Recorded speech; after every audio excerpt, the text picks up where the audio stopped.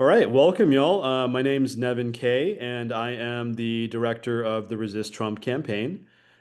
We make it easier.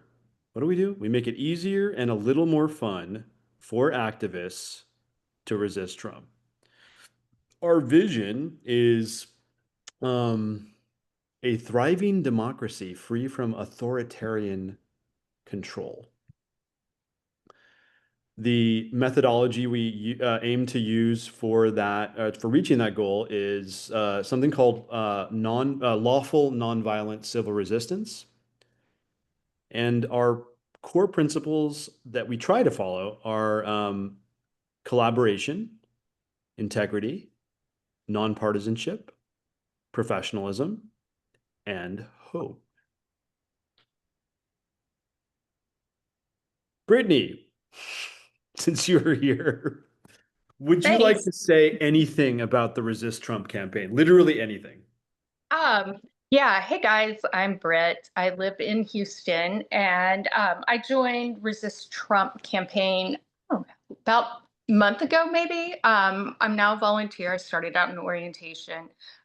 This is all new to me and I've learned so much. It's been a tremendous help. And also, it's just nice to get together with like-minded individuals. It's a little less isolating, Yeah. and it's a truly collaborative process. That's my favorite thing about it. We take collaboration seriously. You really do. Tracy, do you have any words of wisdom you would like to share? Um, let's see. I started with Resist Trump in what, December, January, somewhere around in there. And it has sort of become my home base. Um, I started resisting originally to save my own mental health. And this has sort of become the home that has helped me to do that. So I can discuss all kinds of different issues and act with other people in a way to help solve those issues. So I think it's just fantastic. It is fantastic to have you here tonight and on the campaign, Tracy. Um, all right. So, Resist Trump. I told you guys like who I am, and we are two campaign volunteers who are here tonight. Shared a little bit about their experiences. Does anyone have any questions that they would like to have answered in today's orientation? Like anything at all? Okay. So I guess I'll just launch into it. I started this thing a few days after the November election.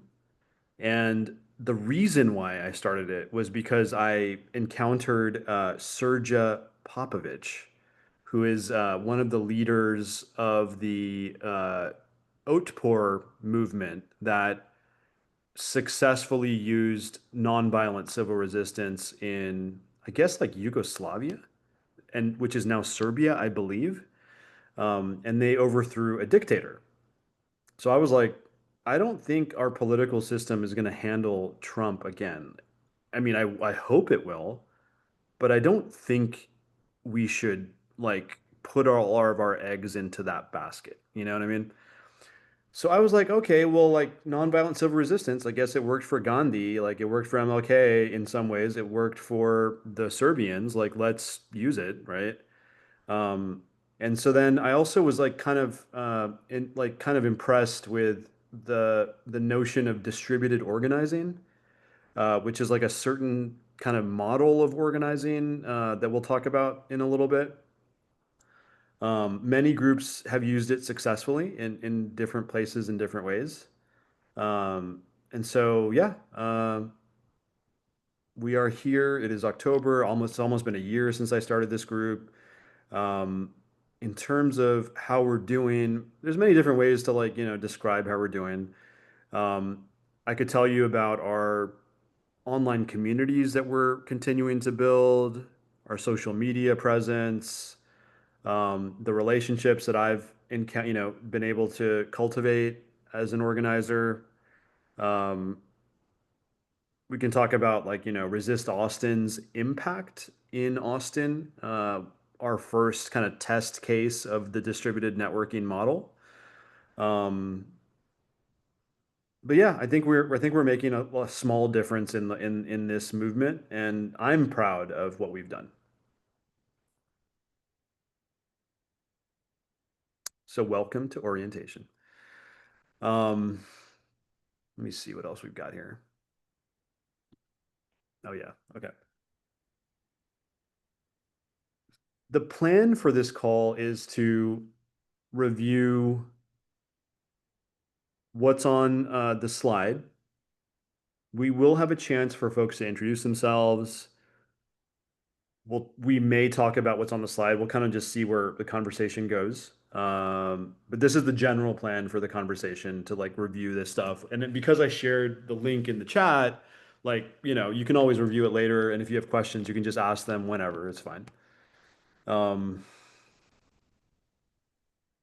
Does this sound good to y'all? Like as a roadmap, seem okay? Yeah. Seeing some stuff. Okay, cool. Thank you. All right, here we go.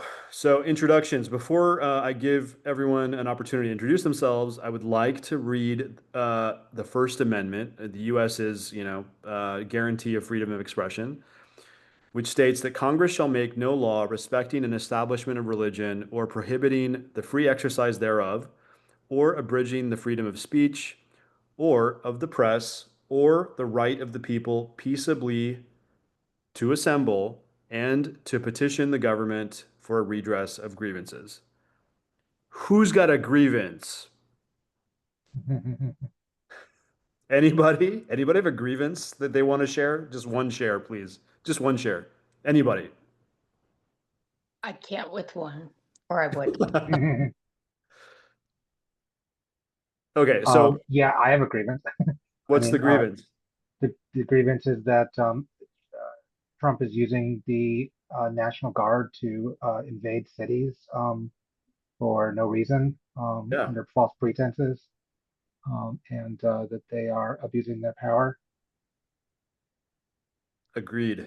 and it's unconstitutional what he's doing, among other Yeah, things. sounds like a grievance to me. I agree. The big part I have trouble with is his completely ignoring the Constitution and the First Amendment that you just read. Yep. Anybody else want to let it out? Uh, yeah, how about his redistricting issues? That's going to screw everything up for everybody, and Yep. we can't get anything done that way. I like that one. Anyone Um, else? yeah, I don't like his daily lying and his reinterpreting of every law and making new laws. And just basically acting as though he owns everything about the country. Yep. I'm gonna keep moving, but it sounds like we've got a little list over here.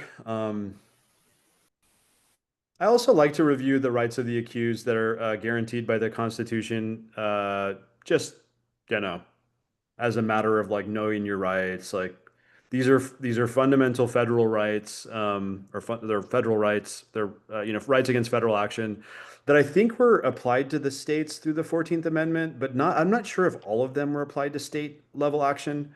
In any case, though, like these are rights that you want to be aware of that protect you from any sort of criminal process, which would ultimately, be adjudicated by the Supreme Court, right? So you have rights in the event that maybe you go to a protest, something goes sideways, right? Whatever. Um, Legal representation is guaranteed to you by, if I remember correctly, the Constitution, um, and stuff. But this is where it starts. So, you know, that's what it is. Does anyone have any comments about rights of the accused? Okay. Tanya? No. Okay. Here we go. So let's do some introductions. If you could please try and limit your self introduction to like 1 minute, that would be really great. Maybe we could start with Nora. Okay, my name is Nora Morales. I'm in San Antonio, Texas, and I am a brand new precinct chair here in San Antonio, and I am trying to get more involved because I know that all the issues of him trying to be a king, a dictator, and we are not in this wonderful country to have to live under a king and a dictatorship. So I am hoping to become a little bit more involved. And since I have recently started to attend a lot of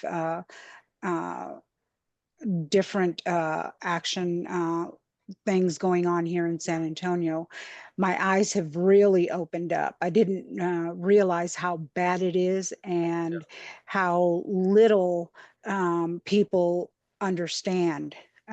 If we don't stand up for ourselves and our country, then we're going to lose it to somebody who doesn't deserve to be in government, much less run it.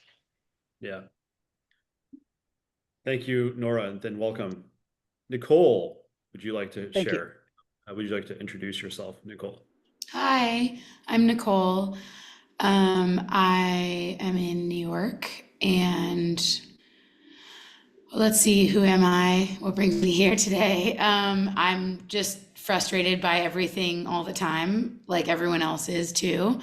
And I think the only thing we can do with that frustration is just move to action and take care of each other and just like fight as much as we can in our communities and just like continue to build power and learn the skills that we need to organize. And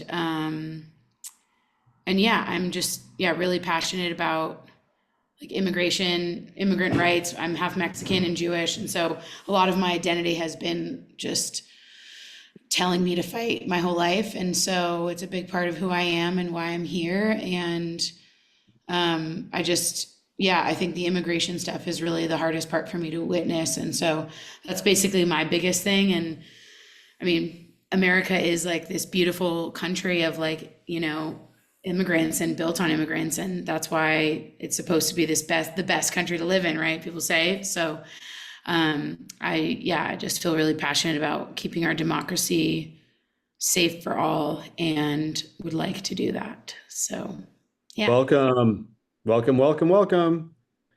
Love it, love it, love it. Thank you for joining us today, Nicole.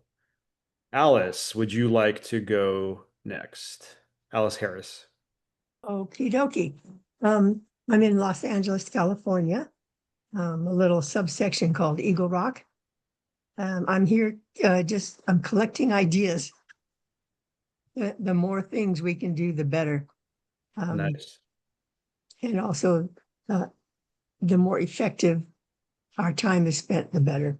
I saw a T-shirt which I ordered, which says "Land of the Free because of the Brave." Yep. So I'm hoping to get some more people to be brave, although the consequences are getting more and more serious every day. Yeah. So I hesitate to talk to people with kids about coming to a demonstration. I think, well, I think there's serious risks now. So that's me.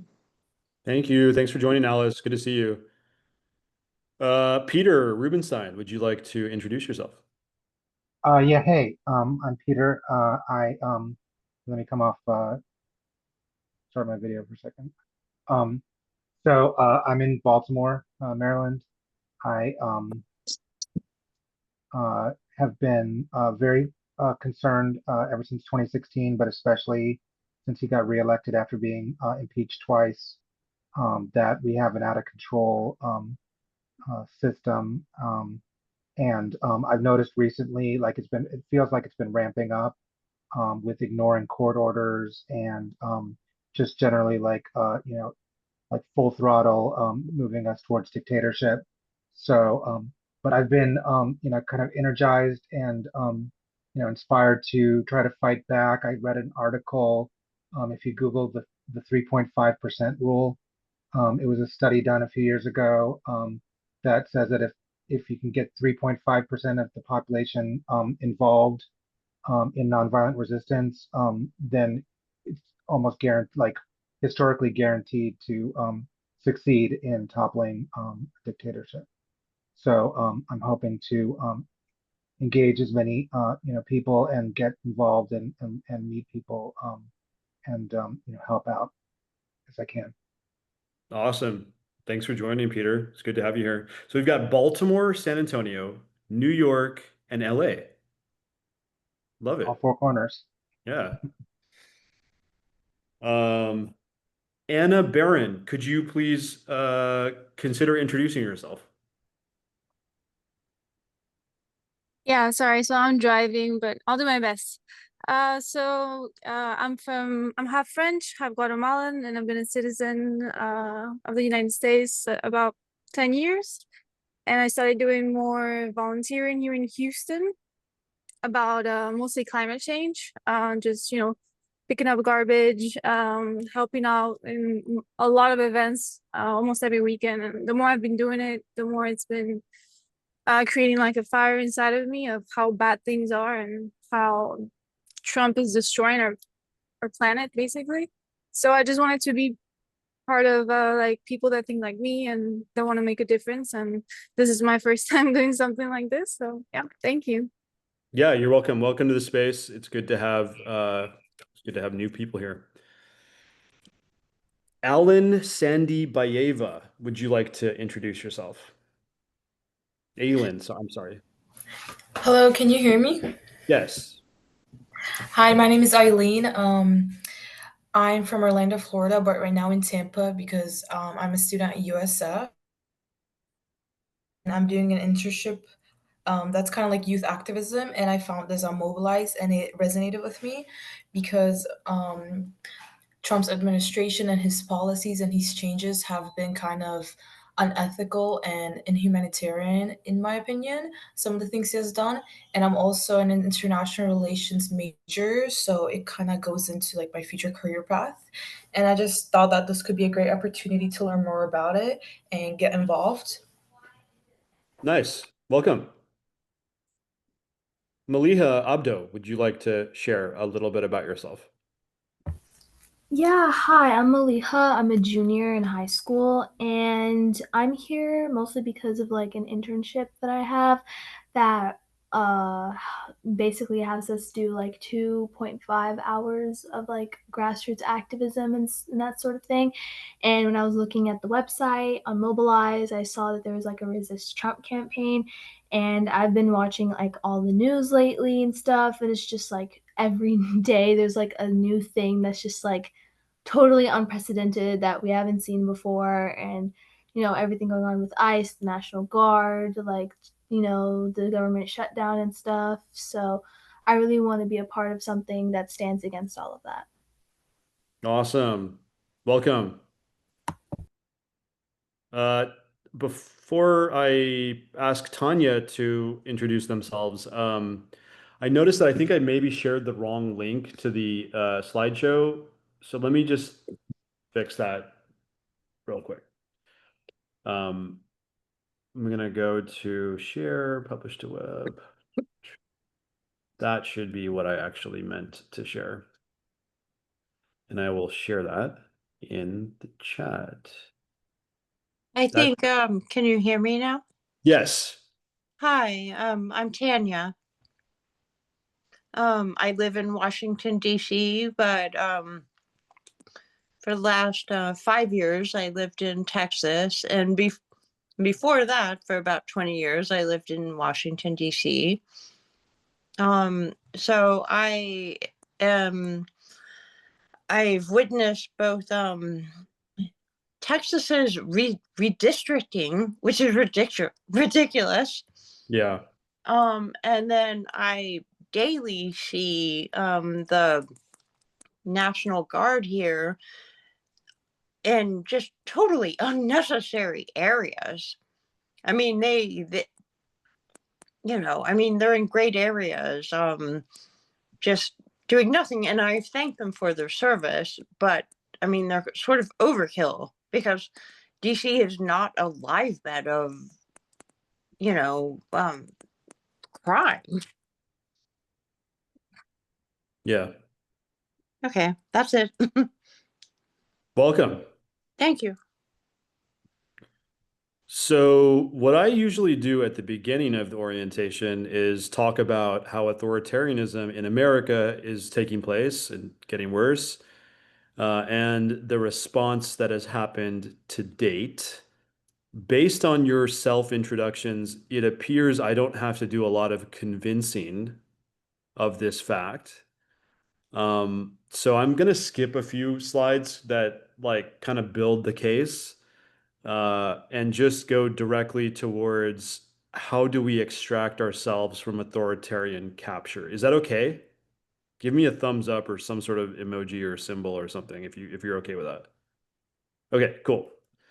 So assuming we are in an authoritarian situation, one way to think about how to extract ourselves is presented in this slide, which offers several techniques that may not be mutually exclusive to deal with the situation. The one in green, work outside the system, nonviolent civil resistance, is the methodology that the Resist Trump campaign is putting into practice. And the idea behind this technique is that, it can help to augment power, which Nicole had referred to earlier in the conversation, and deploy it strategically for pro-democracy purposes.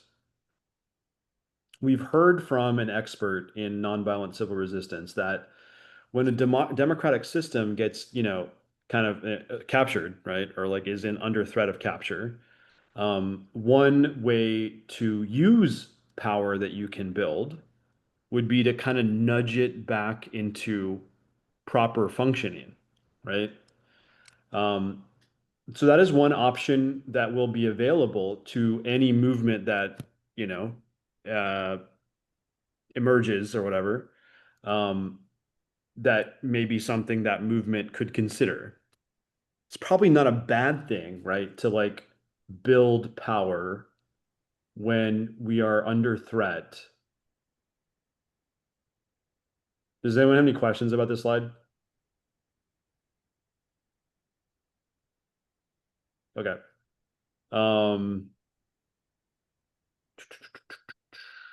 So of the options that we have, like if we assume that,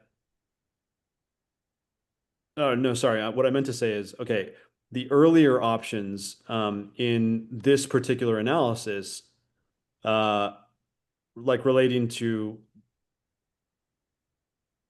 the system working. I don't even know what I'm talking about right now, actually. What am I talking about?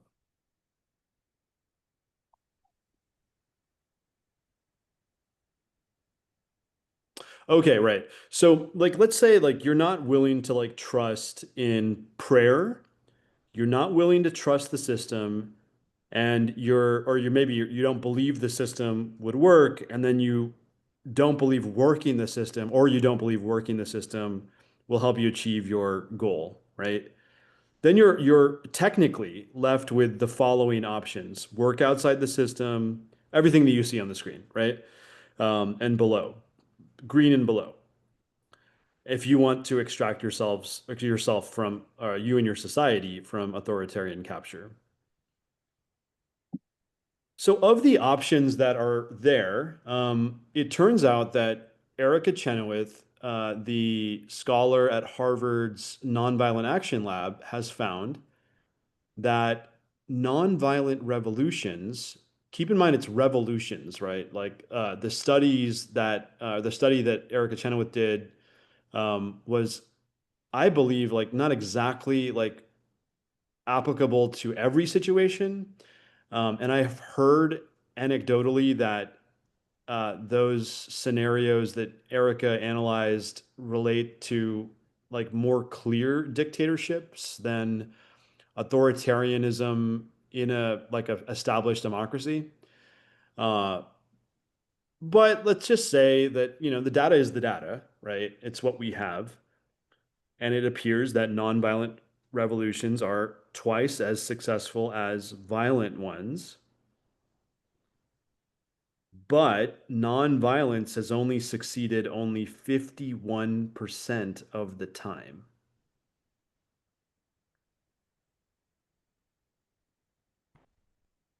Like Peter offered us, the 3.5% rule suggests that nonviolent mass mobilizations can work, and the 3.5% rule, according to Erica Chenoweth, is the idea that no revolutions have failed once 3.5% of the population, or around like 11 million people or whatever, have actively participated in a peak event.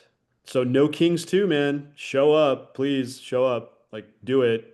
We need to get out there, right? Like because it'll get people activated. It'll make a difference. Like clearly, right? Like I think No Kings 1 had like 1.8% or something of the population. Uh, so yeah, like tell your friends. Um, there's no guarantee that a nonviolent civil resistance campaign will actually work. This chart on the left shows us that in the last 10 years, right, there was actually a decline from the prior 10-year period in the effectiveness of nonviolent civil resistance campaigns.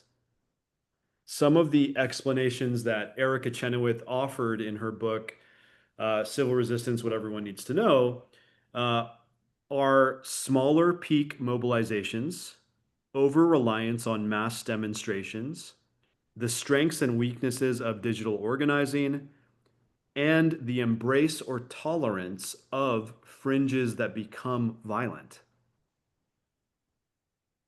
So we got to watch out for those things, right? We can't, we do need like no kings to kick ass. We can't rely only on no kings to like get us out of the situation. We need to understand digital organizing in probably a better way than past movements have. And we cannot tolerate violence.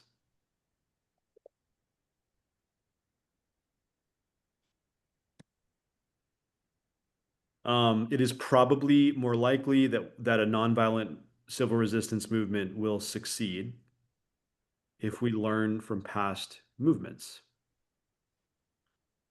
And so one expert has proposed that nonviolent civil resistance movements that succeed usually have unity, planning, and nonviolent discipline as describing characteristics. Hardy Merriman is an expert on nonviolent civil resistance, and I think that his offering here is very relevant.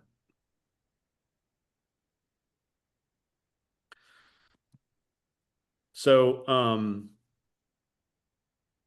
we will try to, we on the Resist Trump campaign will try to follow, right, best practices that have been proposed, or, you know, pitfalls that have been advised to avoid by the experts, because it's like, why not, right? Like if they've studied this for freaking decades, like we might as well learn from the experts. I mean, there may be some things they've never seen, but I mean, I don't think it would hurt to employ their theories, right? So, does anyone have any questions about that? Okay. So the next thing, oh, and by the way, I don't really track the chat very closely, but feel free to like engage in the chat. I just don't when I'm doing like calls like this, I don't track it very well. So what I want to do now is talk to you guys about like what is actually happening in the movement, right? And the organizing framework that I'm hoping to use is offered to us by Maria Stephan, who has proposed or has studied authoritarian movements and has found that the blocking, breaking, and building and bridging framework that Maria shared in I think it was like November 2024 article in Waging Nonviolence, which I just put in the chat. Um, explains kind of how these different, I guess, like functions or techniques or whatever, can counter authoritarianism. So we were like, oh, dude, we should just like figure out who's doing this stuff. And we don't have an exhaustive list, but we have identified some, entities that may be examples of this set of techniques that can help us, right? Because as new activists, like you're going to want to know like who these people are. It's going to be helpful to you and to everyone else if you can direct people and like, you know, signal that certain groups are doing functions that are helpful. It does depend on this framework being accurate, and there may be other frameworks out there. But our first group of players in the movement refer to blocking organizations. Indivisible, Protect Democracy, and the Democratic Party appear to be, blocking organizations. We've got building organizations, and some examples of building include leadership development. So like building activists, as well as like party and platform building. So campaign nonviolence, 1 Million Rising, Working Families Party. I think I lost a tab. Oh, I lost a window. Sorry, just 1 second.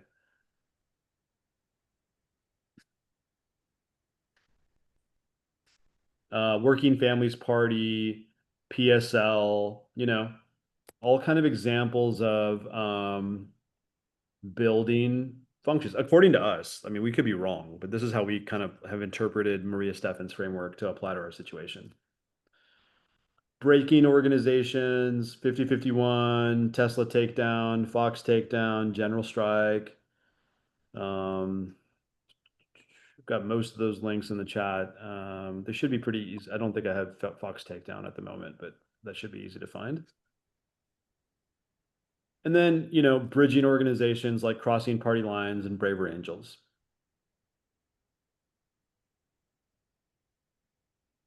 Dude, I just closed? I'm like so bad at closing these windows. Sorry, guys. Okay.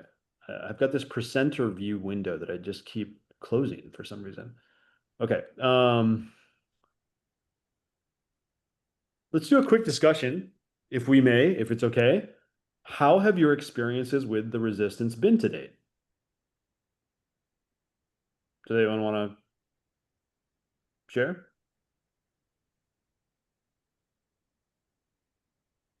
So for me, it's mostly been like a social media exercise, especially during the first administration. And it was just like I had to cancel Twitter because it was just like just a rage-inducing machine that like didn't really lead to anything. So I definitely want to be more like in touch with actual people in real life, even if it's on Zoom or whatever. Nice. Thank you, Peter. Yeah. Anyone else? Alice, you just raised your hand. Yeah, I was searching for that one. Um, my experience is in general that it feels like everything we do is so minuscule compared to the harm that's spewing out every day. Yeah. So it's really hard to stay positive and not get discouraged. Thank you. Thank you for sharing that. Tracy, would you like to share? Sure. Excuse me. I feel where you're coming from as far as getting discouraged about all this stuff because you feel like one person can't really make a difference. But that's part of what we're about is gathering people together so that we can make a difference. You know, if we have so many people, for instance, at No Kings 2, that many people raising their voices in concern, they're gonna listen. You know, they may not agree with us. They may not, you know, it may not make a difference as far as the outcome at this point, but they have to listen to us because they have no choice. And as far as me personally, I don't know what I would be doing if I weren't resisting every day in some sort of fashion. Today it's being here. Tomorrow I'll be at the organization table. Tuesday, you know, there's just every day of the week I'm doing something, a little bit of something to resist. Love it. Thank you so much, Tracy. So, what we're going to do now is, you know, just kind of explore the Resist Trump campaign and how it is trying to help the movement. We have our, like, you know, what's referred to as a value proposition. It's like a organizational term that nonprofits like ours can use, right, to describe how they add value. And so our value proposition that we are using today is that Resist Trump makes it easier and a little more fun for activists to resist Trump. Are you guys pleased with that? I tried to use resist Trump, you know, in the same sentence twice, but yeah, I mean, rather than kind of like going into the whole, you know, what was that? Oh, sorry. Rather, I had something just real quick. Just that you know, Trump is definitely the ringleader and the face of what's happening. However, you know, a lot of other people are enabling this, and so I don't think like even if he goes away, you know, you know, uh, God, you know, let that happen. It may not be over. yeah. So you know, maybe resisting Trumpism or resisting, you know, fascism, you know, would be like, you know, maybe make it a little bit more like have longevity. Yeah, yeah, I believe that. Yeah. Cool. Just yeah, I just wanted to throw that out there. Yeah, for sure. Thank you. Sure. So anyway, our kind of like basic purpose right now, right? Like is just to make it easier and a little more fun for activists to resist Trump, which represents fascism, right? Like he's a fascist. It's like it's really here. No argument. So we want to use lawful nonviolent civil resistance of Trump and his enablers as our method for reaching a thriving democracy free from authoritarian control. And if a new authoritarian shows up, guess what? Change the name or something. I don't know. We aim to use collaboration, integrity, nonpartisanship, professionalism, and hope in our work.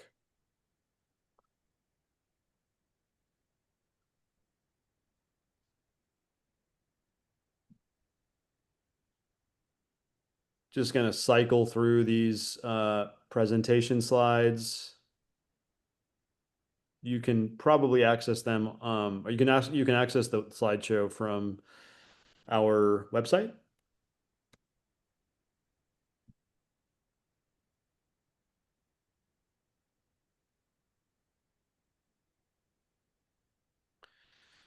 And so, yeah, we don't do violence.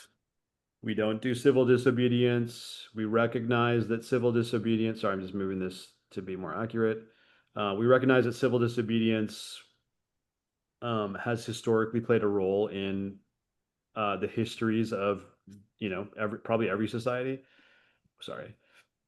But as an organization, we don't financially, legally, uh, demonstrate any support financially or legally to acts of civil disobedience. Morally, maybe, depends. Individually, outside of the organization, maybe, right? But we don't connect the organization to civil disobedience. Does anyone have any questions about this particular slide? It's like kind of our, it's our explanation of lawful civil resistance. Hmm.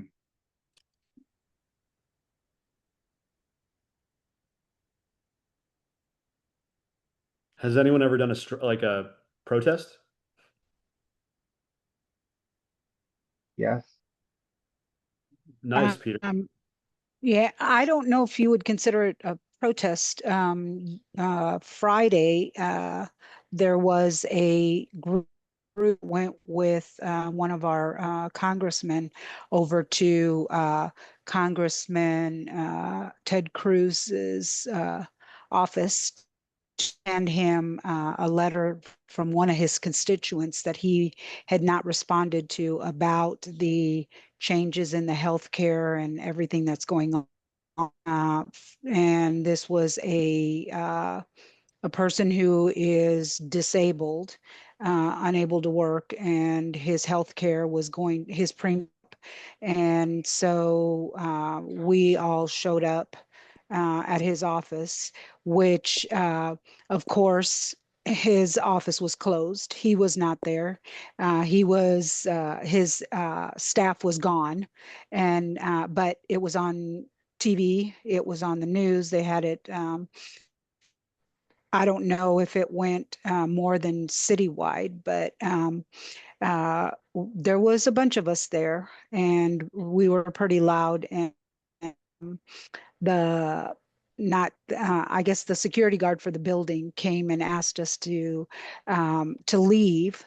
And the TV crews were told not to go upstairs to the congressman's office. But of course, they were chanting Ted Cruz was probably in Cancun, not here.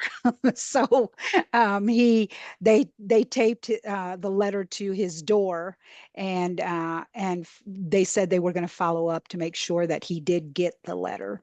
But I don't know. That's as far as I've gone.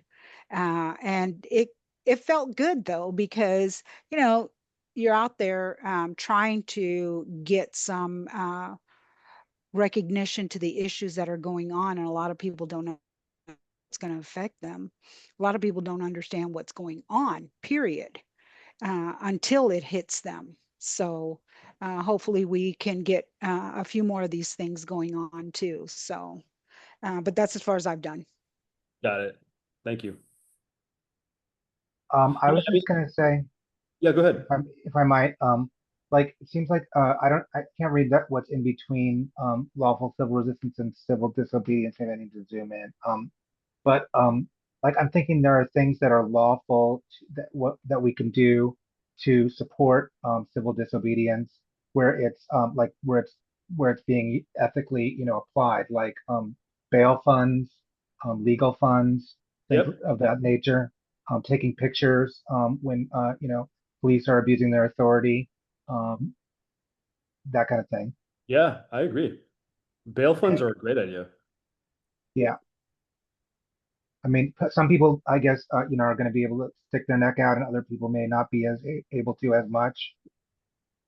But then we can, we can support those people who are like on the front lines. I really like that idea, Peter. Thank you for that. Sure. All right. So, and just to be clear again, but when I say that we don't we do not financially or legally support civil disobedience. That speaks nothing towards our moral support of individual actors who choose to do it, right? Like Rosa Parks sat at the front of the bus. That was an act of civil disobedience, and it was right. Mhm. Yeah. All right. So our theory of change. What is a theory of change? It is a method that explains how a given intervention or set of interventions is expected to lead to specific development change, drawing on a causal analysis based on available evidence. A lot of word salad there. I think what this means is that, okay, so like a theory of change is generally like, like an approach to solving a problem that a lot of nonprofits espouse in order to solve the problems they have committed to solve, right? It's not as easy as like the capitalist system where it's just like, yeah, I'm just going to sell products, make money, right? Like a theory of change solves like a societal problem where you don't have like maybe a market or whatever to make it easy to just like, solve a customer's problem. Like you're solving something more complex or more unique or whatever. So that is what a theory of change is at a high level. And an intervention is your technique or your experimental technique to solve the problem.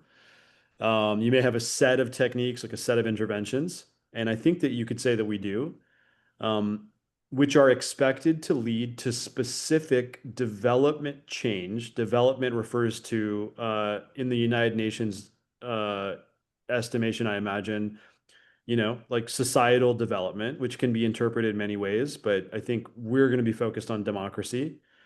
Drawing on a causal analysis, so like a logic, right? Causal logic based on available evidence. Okay, so with all that, this is our theory of change. And you can see that we're trying to reach a thriving democracy free from authoritarian control as our goal. But again, as an organization, having to make decisions about committing organizational resources, we are currently saying, right, that like traditional political channels like are sort of like out of scope for what we're here for. I mean, if you're an individual, like by all means, like engage with the system, right? But as an organization, we're sort of like, there are other ways to build power, and not enough people are doing those things. So we're more focused on lawful alternative channels to build power to reach a thriving democracy free from authoritarian control. Tracy has her hand up. Go ahead. Working outside the government and working inside the government. As far as inside the government, there's a lot of organizations doing that sort of thing, where, you call your congressman and you write letters and, all that sort of stuff. That stuff is absolutely necessary.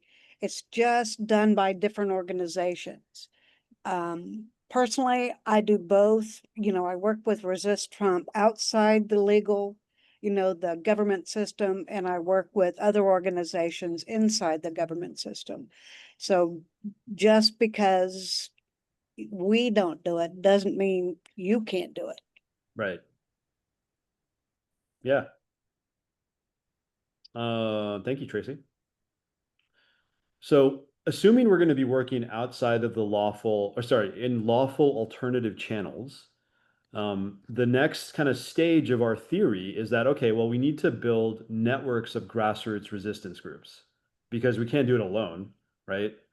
And we believe that we can convene grassroots groups around the country and maybe even beyond the country, frankly, to resist Trump. We aim to empower those groups to employ Maria Stephan's three Bs, right? Breaking pillars, bridging to Trump's base, building alternative visions and leadership pipelines. And we're also going to be allying with anti-authoritarian groups. And we recommend that groups that connect to us do the same.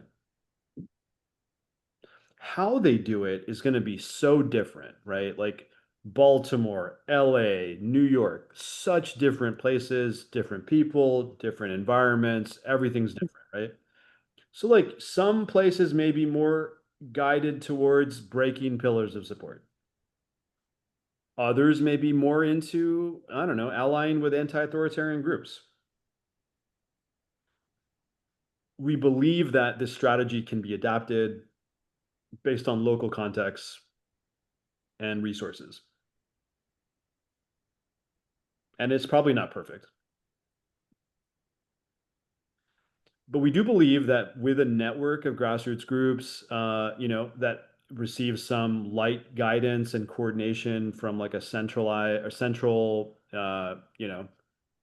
unit or whatever, we can build and deploy power strategically. That is the theory of change.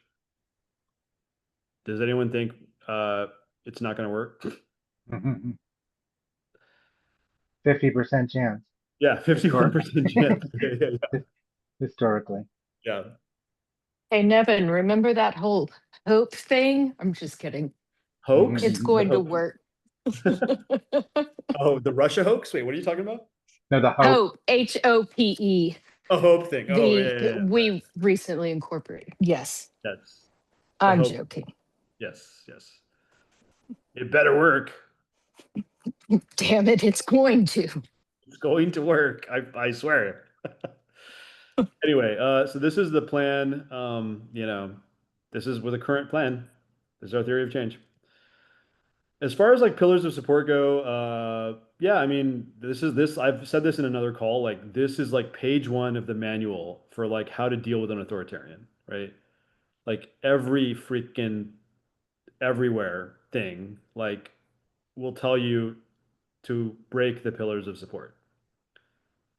We like to use Chenoweth's categories of pillars because Chenoweth's like the leading thinker in the area, and so like why not? And in Chenoweth's 2022 article on something related to this, they indicated these pillars that you see between the general population and Trump and his enablers. Examples of corporations could be Tesla, I don't know, others like Tesla, or, Starlink, Neuralink. What else? What else does Elon own? Starlink? Boring company. Boring company, right? Whose profits go towards whatever shareholders they have, who then give money to Trump, right? Like the $300 million that Elon gave Trump to get him elected, and the extra $15 million that Elon probably got from his corporate interests, which he gave to Republicans in June.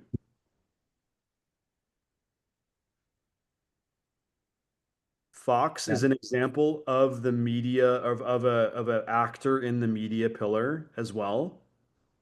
ICE is an example of an entity in the security personnel pillar, right? And so we have stood up. We have stood up, kind of just like national organizing calls to help people network and build resistance, right? Against focal points like those. But there are many more, and we don't have the time to like talk about them all, right? But there are many, many, many, many, many more.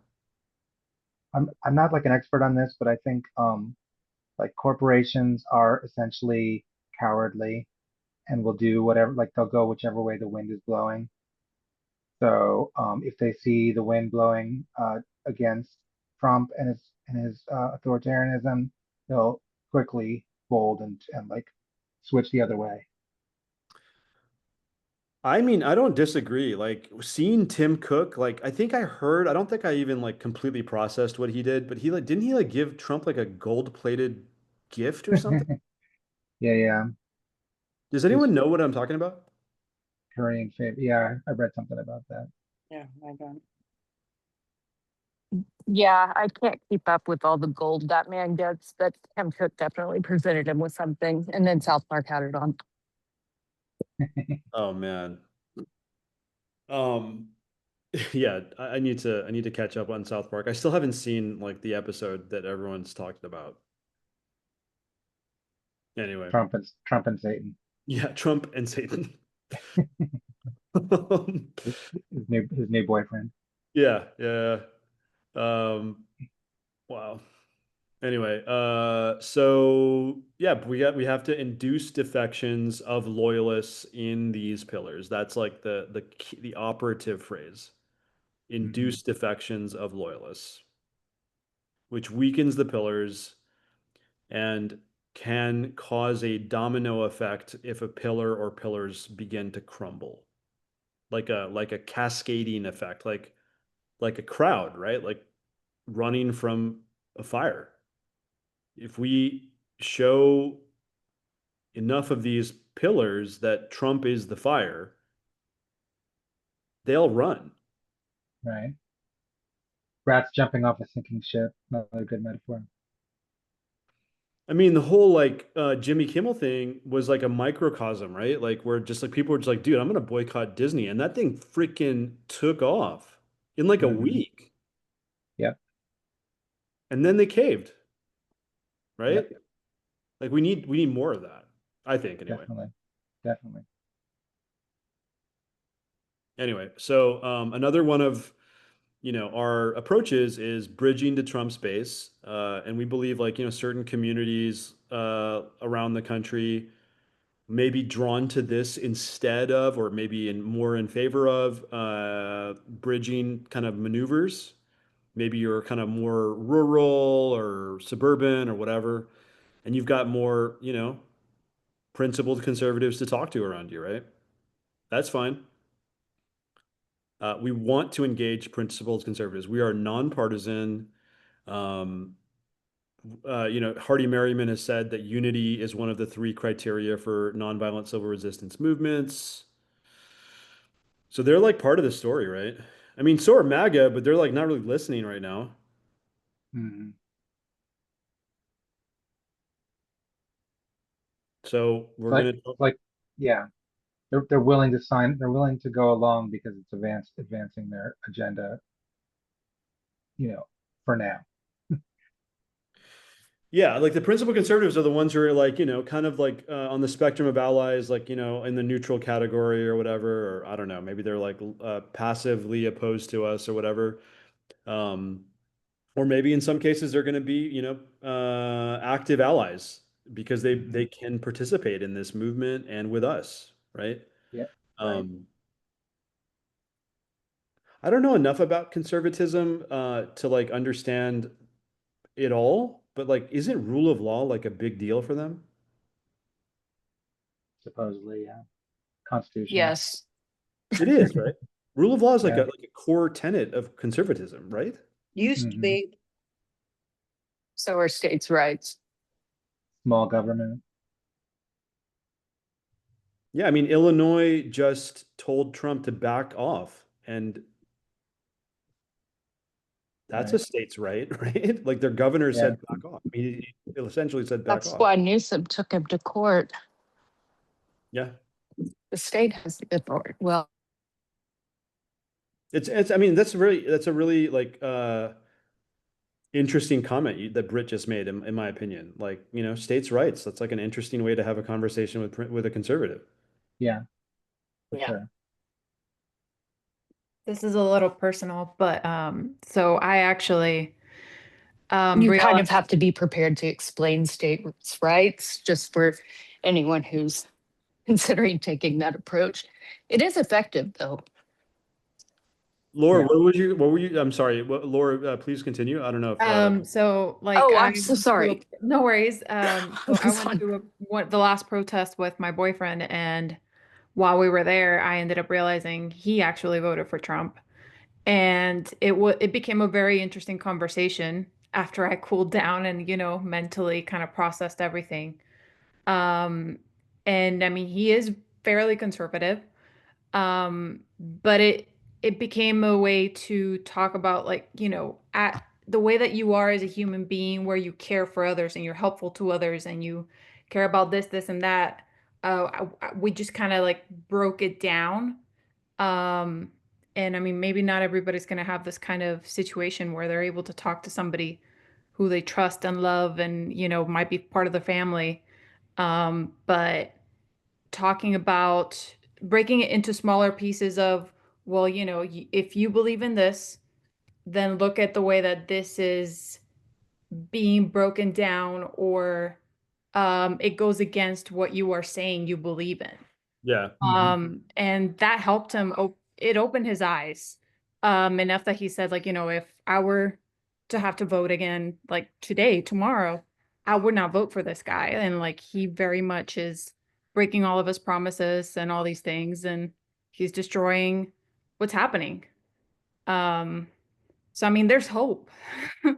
Some people are opening their eyes to what they voted for, what they believed previously. I also had lunch with a coworker, and she told me, I'm having to go to these rallies for other people because I thought I was conservative. I thought that, that I held these beliefs because we live in Texas. And now I'm kind of realizing, like, this doesn't align with who I am. It doesn't align with the family values that I have.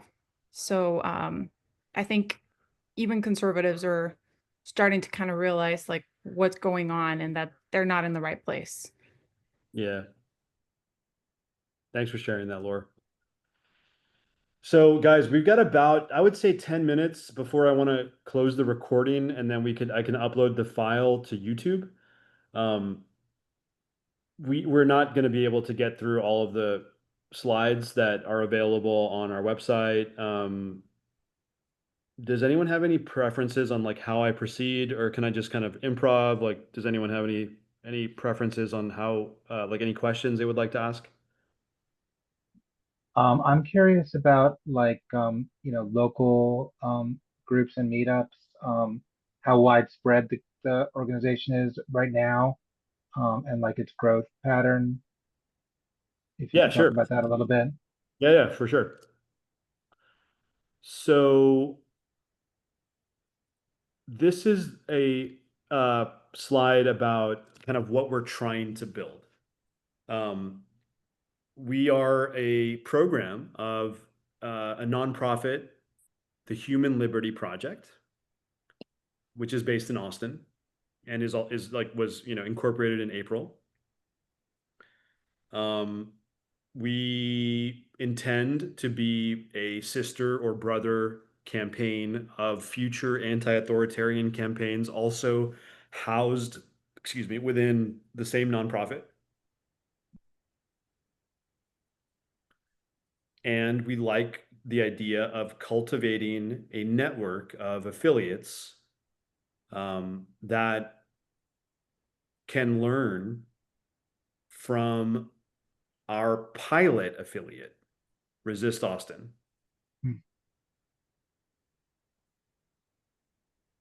If folks have existing activist groups, we would like to associate with them based on a shared, strategy and code of conduct or whatever. If folks would like to start groups, we would like to coach, train, or whatever people need to stand up their own, resist, I don't know, Lansing or whatever.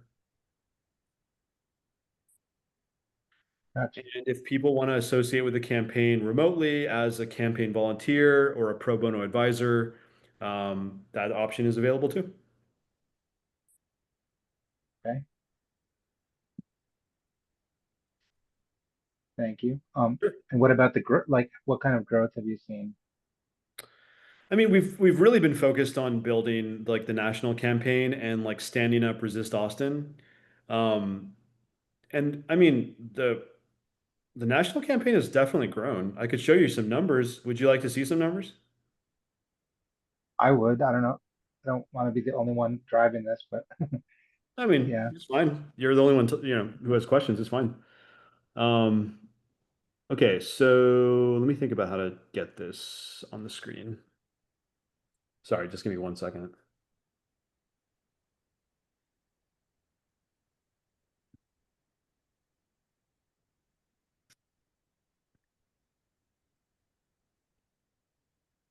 Okay. Are you able to see this now? This traction, online traction? Okay. So this represents our, I don't know, like our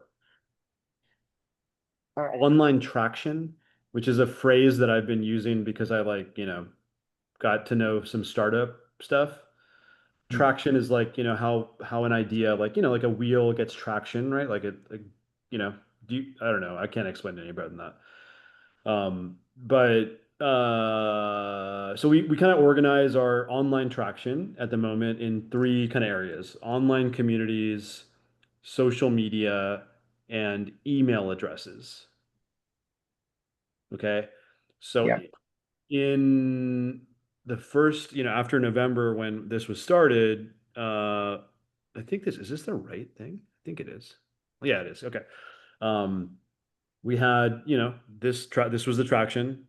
And then around the inauguration, like look at that. It went from 343 to 900 in social media. Like it just jumped from like 748 to 131. 1,300 or something. That was like a big jump. That was like pretty big jump. And then I guess I'm just looking at the green row 20 or whatever. So the inauguration was it went from 748 to it tripled in like 3 weeks, right? Then it kind of, it also increased, so it's been increasing, but like it would be great to have like 10x what we have, right? Um, but we have what we have. So we're currently at 6,738 members of our online space or online, activists, right? And there may be some overlap, like emails, and there may be some people in both, there may be some double counting. But this is where we're at as of the 16th of, sorry, is this September? Yeah, 16th of September. Yeah. Cool. Thanks for showing us that. Yeah, sure. Any other questions? Okay, so you can go through the slide deck and you can feel free to like come back into an orientation, ask more questions if you want, or ask any questions in any of our like public calls outside of this orientation if you have more questions. But if everyone's okay, I'm going to stop the recording and we can continue our dialogue off record if that's okay. Yep. Okay, cool.